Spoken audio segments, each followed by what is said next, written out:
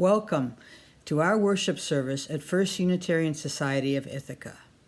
We enter this new year, 2021, nurturing our connections, ever seeking inspiration, and hopeful for light and health as we begin to look forward to winter's end. My name is Jennifer Stridemullen, and I'm the Celebration Associate today. Thank you so much for joining us. Welcome to everyone, whether you are a newcomer or longtime attendees, members of the Ithaca community, or watching from another place. We are so glad you have chosen to be with us.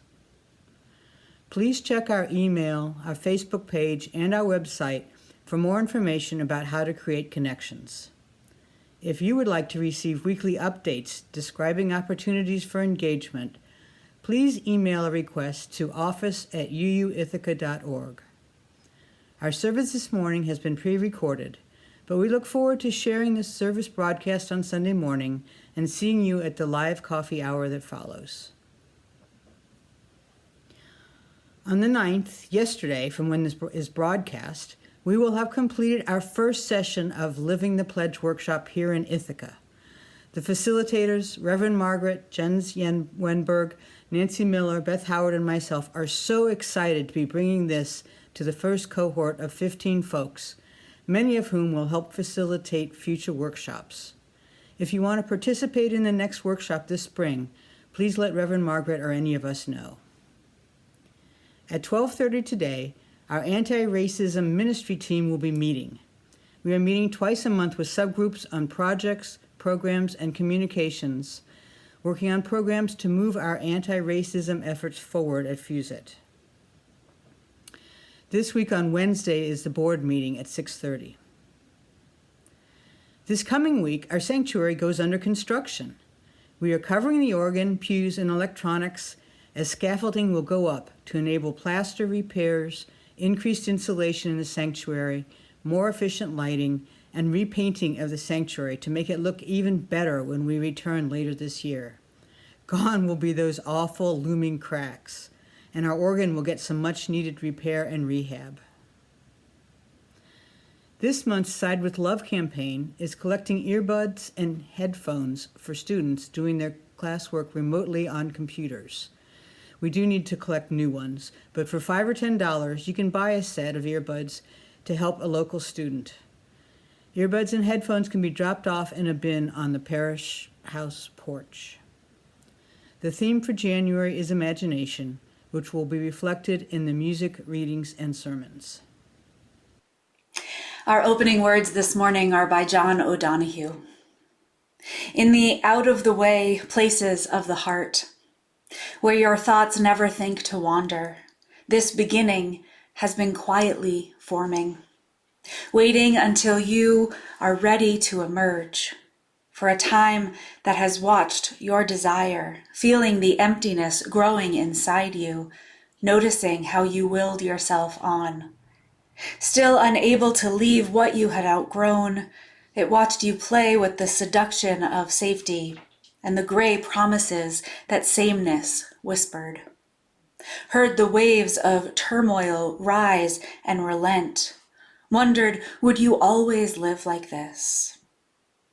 Then the delight, when your courage kindled and you stepped out onto new ground, your eyes young again with energy and dream, a path of plenitude opening before you, though your destination is not yet clear, you can trust the promise of this opening. Unfurl yourself into the grace of beginning that is at one with your life's desire. Awaken your spirit to adventure. Hold nothing back. Learn to find ease in risk. Soon you will be home in a new rhythm, for your soul senses the world that awaits you. Whoever you are, whoever you love, wherever you are on your spiritual journey, you are welcome here. Here you belong. A Chalice Lighting for When Things Aren't Okay by Molly Brewer. My beloved people, I cannot pretend, and so I will not tell you that everything is okay right now. That there is no reason to be angry, that you must be optimistic. or at peace. I cannot pretend these things, and so I won't tell them to you. But now our chalice is lit, and so all I ask in this moment is that we remember the words of Rebecca Parker. There is love holding us, there is love holding all. By the light of our chalice, let us rest in this love.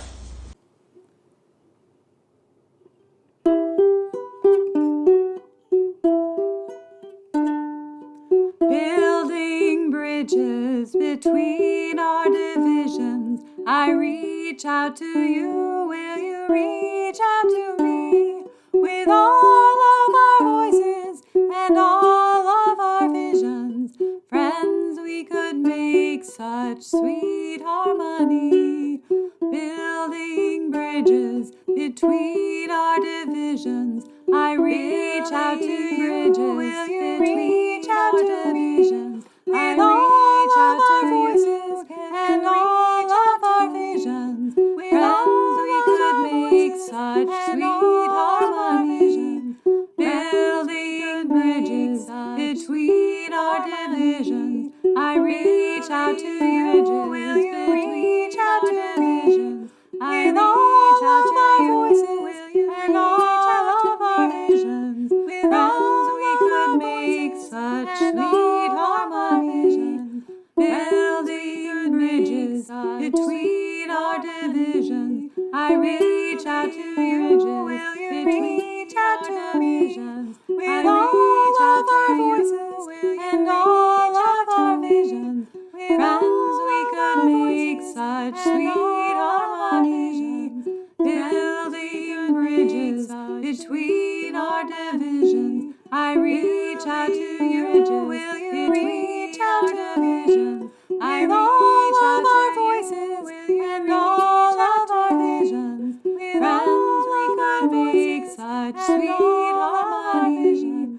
Building bridges between our divisions. Good morning, friends. It's finally 2021. Happy New Year.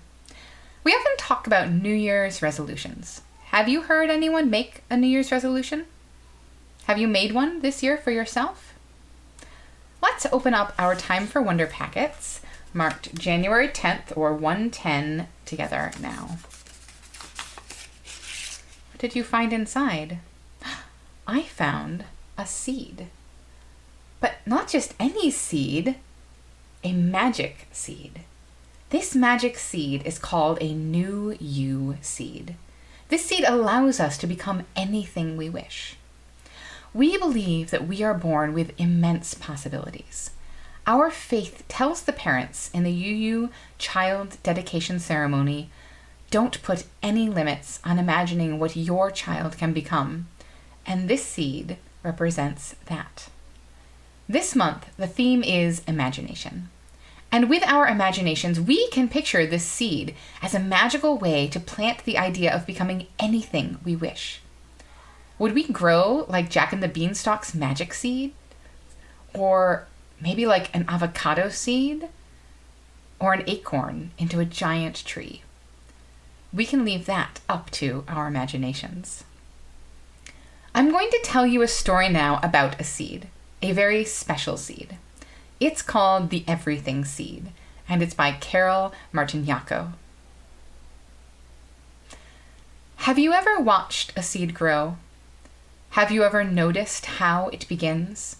So small, so still, so quiet, like a gift wanting to be opened. And how slowly it wakes up, begins to unfold, growing into something larger and larger and larger. Then you know that whatever comes from a seed usually ends up looking very little like the seed it came from, which is also true of the very first seed. Once long, long ago, way back before the beginning, so long ago that there was no such thing as time because there was no one there to count it. Everywhere was a huge, deep, mysterious place, like something waiting to happen. There were no stars, no sun or moon. There was no place like Earth. Not a drop of water, or a single tree or rock or flower, and no living beings anywhere. But in that deep waiting space was hidden the tiniest point of something no bigger than a seed. It was not a flower seed. It was not an elm tree seed. It was not a seed of corn, although all those things were included in the seed. You might call it an everything seed, because that is what it became. No one knows where that first seed came from, or how it was planted, or how it knew, in the way that only seeds seem to know, how long to wait for just the right moment to sprout and grow. But all at once, this tiny seed, cradled and nourished in the rich soil of space, woke up, broke open, and began to unfold. Unfolding, unfolding, and blossoming forth into an enormous blazing ball of bright light, like a great-grandmother sun. And the universe was born. Out fluttered the galaxies like a storm of snowflakes swirling and gathering into the brightest, most blindingly beautiful clouds of stars. And out of those star clouds whirled our own star, the one we call the sun, and our Earth, and our moon, and all the round spinning planets we have learned how to name. And this is the secret of that tiny seed. You and I were there in the very beginning, just as the idea for each leaf on a big oak tree lies hidden inside an acorn. We were there with all the stars and planets, all the rocks and oceans, plants and animals and people. Everything that is now, ever was, or ever will be, was inside that first tiny seed. So whenever you hold a seed in your hand and wonder what it could become, imagine how you and all that is here once came from the tiniest speck of an everything seed before it sprouted and grew long, long ago in the way back beginning of time. Now, if this were an ordinary story, it would end right here. But this story of the universe keeps unfolding. What once began in a blazing blossom of light continues every day. New stars sprout open in the deep soil of space. New plants and animals appear on the earth. Seeds of many kinds are scattered everywhere to help us remember. And new people are born every day with the spark of that first light still alive and burning deep inside, waiting, like the everything seed, to shine in ways that are yet to be known.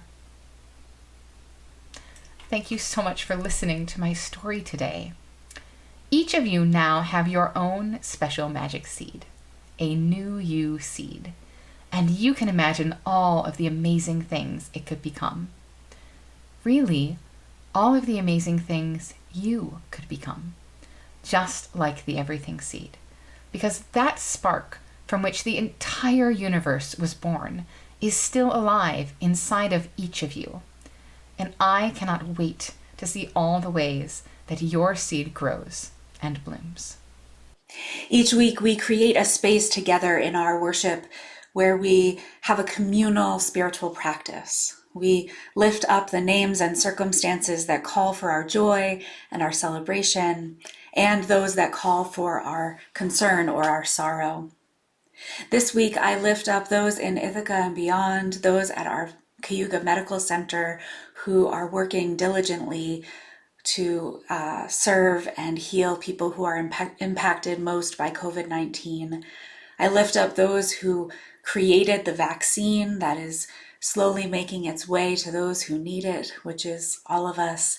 And I lift up the voters in Georgia who showed up again and again to vote for justice and equity and love. Let us hold all of these people in our hearts at this challenging and remarkable time. If you're watching this service in its live format, I invite you to type your joy or your sorrow into the chat box. Or if you wish, you can speak it aloud to the people you're watching with or aloud to the universe. Together, may we trust that these joys and these sorrows are held by the universe, and may we offer our love and compassion so that they may be held with care.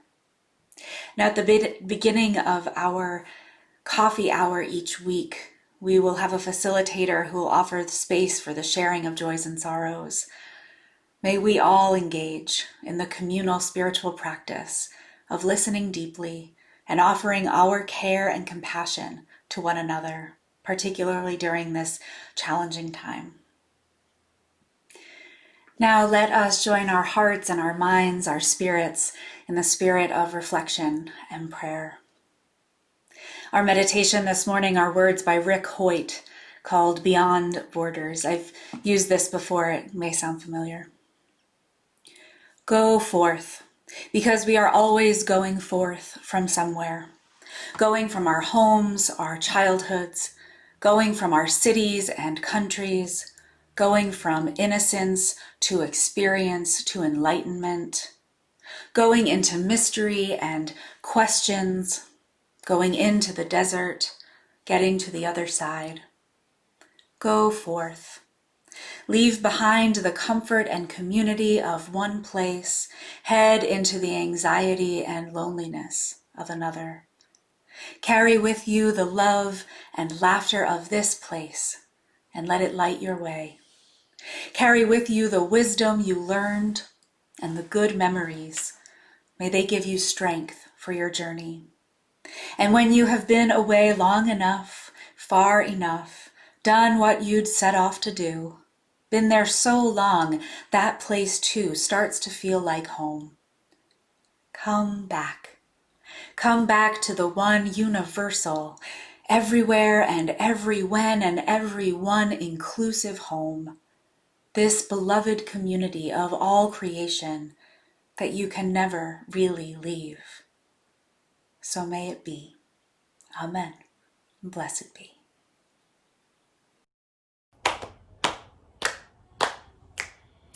Who will I be? Who will I be? What will I see What will I see in this great world? in this great world? Who could be free? Who could be free? And what will I build? What will I build? What will I find? What will I find? My story begins The story begins inside my mind. inside my mind. Who will I be? Who will I be? And what will I see And what will I see in this great world? in this great world? Who could be free? Who could be free? What will I build? What will I build? And what will I find? What will I find? My story begins Story begins inside my mind, inside my mind. in my imagination. My imagination. Each week, we take an offering to sustain the important ministries and programs of this congregation and its presence in Ithaca. The giving information will appear on your screen in a moment during this offertory music. Giving to the plate is important. It's a symbol of our gratitude for this service and our ongoing commitment to support the work of this church. The first time you give with a text link, it is a longer process, but after the initial information is entered, the following donations are quick and easy. So please take a moment and give through either the text option or the giving button on the homepage of our website. May these gifts bring about connection, inspiration, and engagement within these walls and beyond.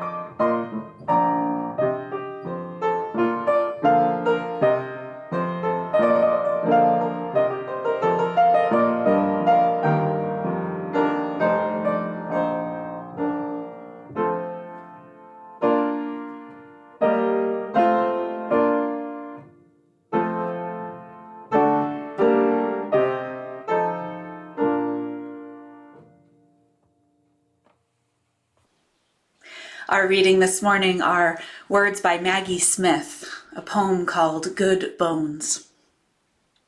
Life is short, though I keep this from my children. Life is short, and I've shortened mine in 1,000 delicious, ill-advised ways. 1,000 deliciously ill-advised ways I'll keep from my children. The world is at least 50% terrible, and that's a conservative estimate, though I keep this from my children. For every bird, there is a stone thrown at a bird. For every loved child, a child broken, bagged, sunk in a lake. Life is short, and the world is at least half terrible. And for every kind stranger, there is one who would break you. Though I keep this from my children, I'm trying to sell them the world.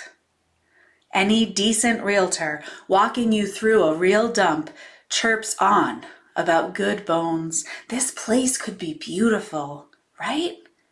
You could make this place beautiful.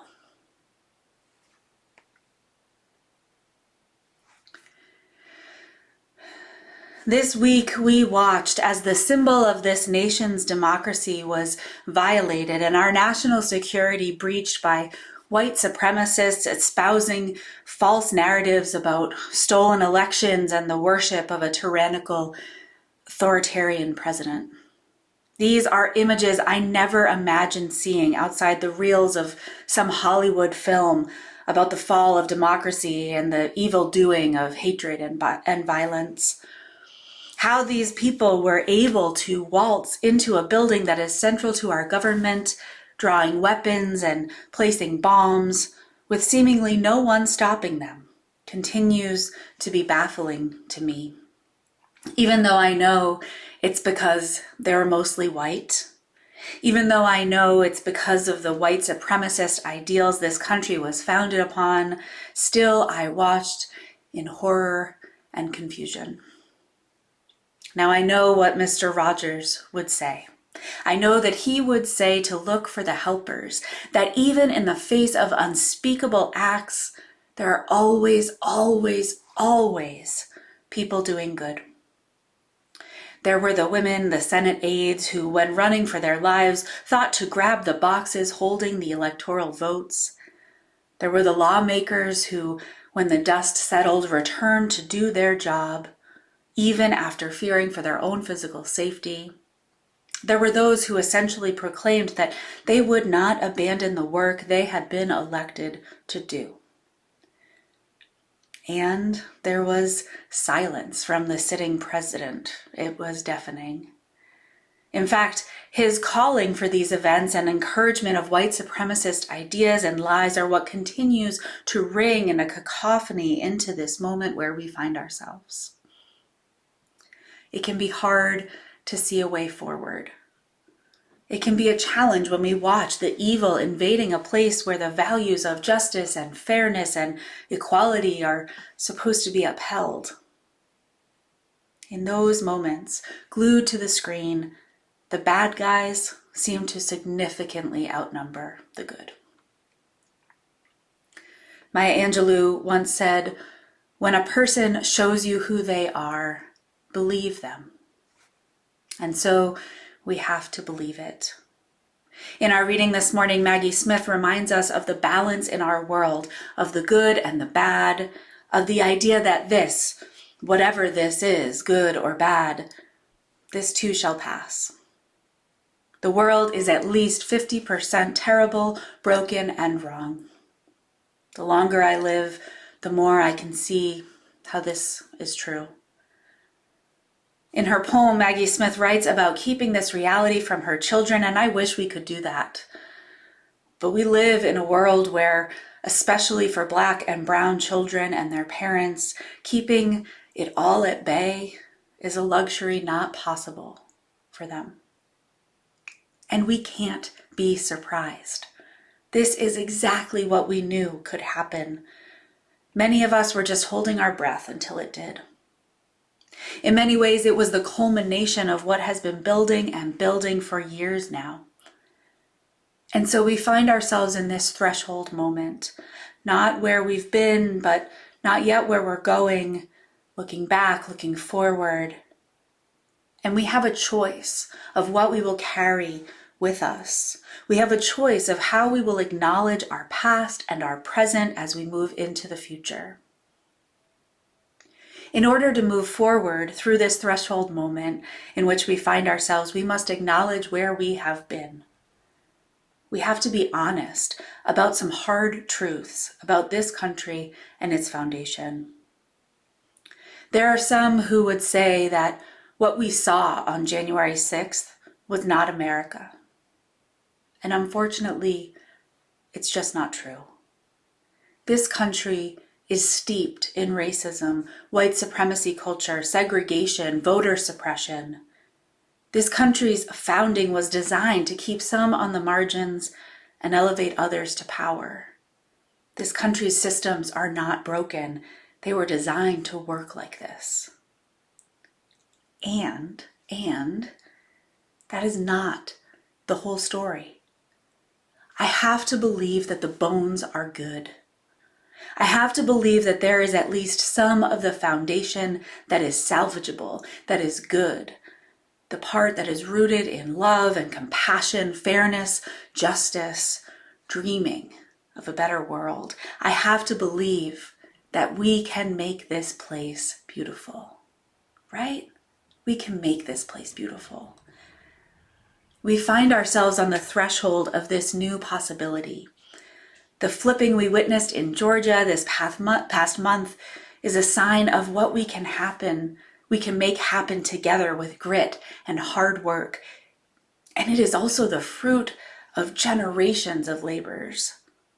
This is not work that can be done quickly, but rather is realized through tireless and continuous effort, day in, day out, for my lifetime and yours and our children's and theirs and theirs.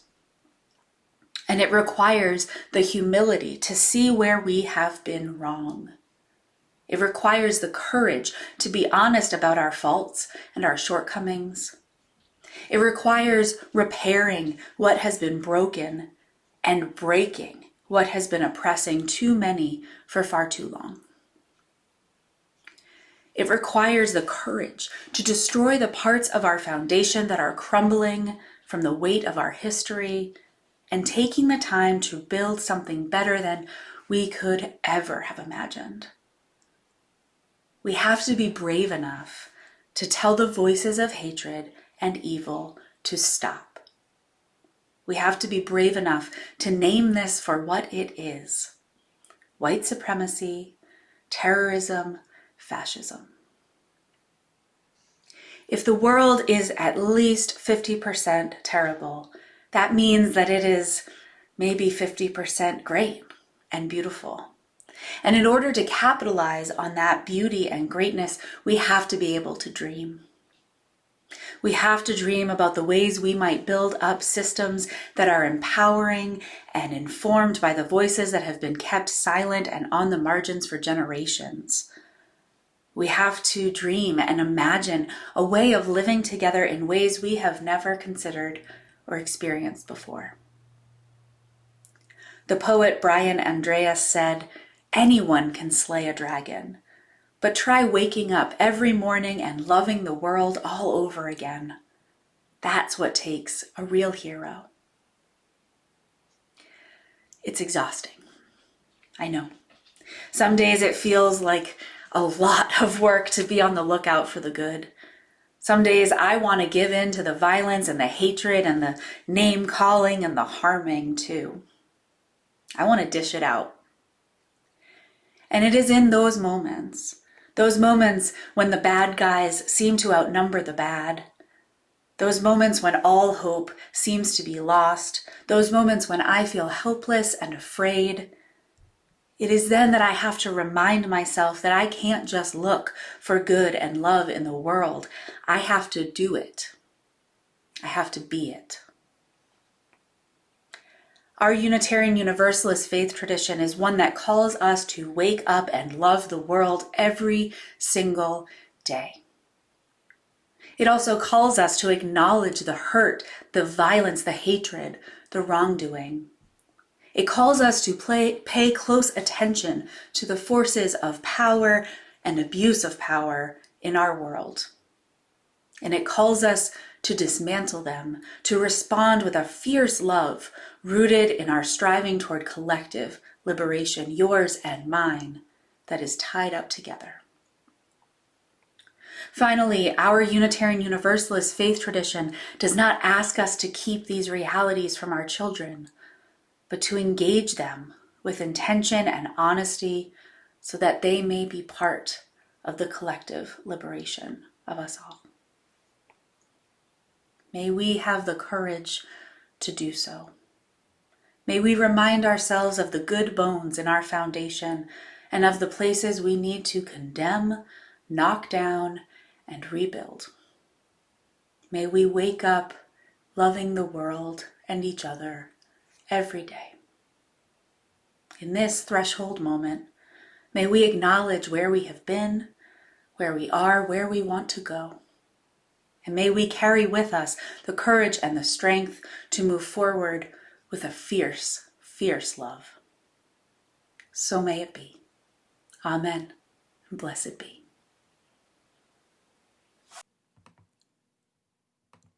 Rejoice in love we know and share, in love and beauty everywhere. Rejoice in truth that makes us free, and in the good that yet shall be. Rejoice in love we know and share, in love and beauty everywhere.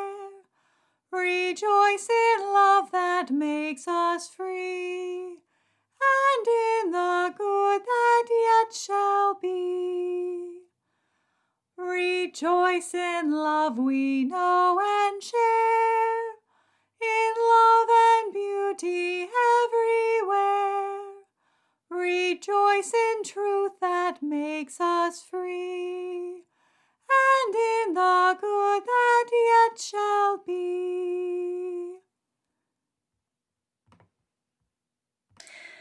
As we extinguish our chalices, we do not let go of the hope and courage that they represent. We go forth from this place, carrying with us our sense of wonder and imagination, and our yearning for a world made fair and honest through our care. We carry our promise to work for justice, for compassion for all, our love and our courage out into this beautiful and broken world. Our service has ended. Let our true service now begin. Go in peace.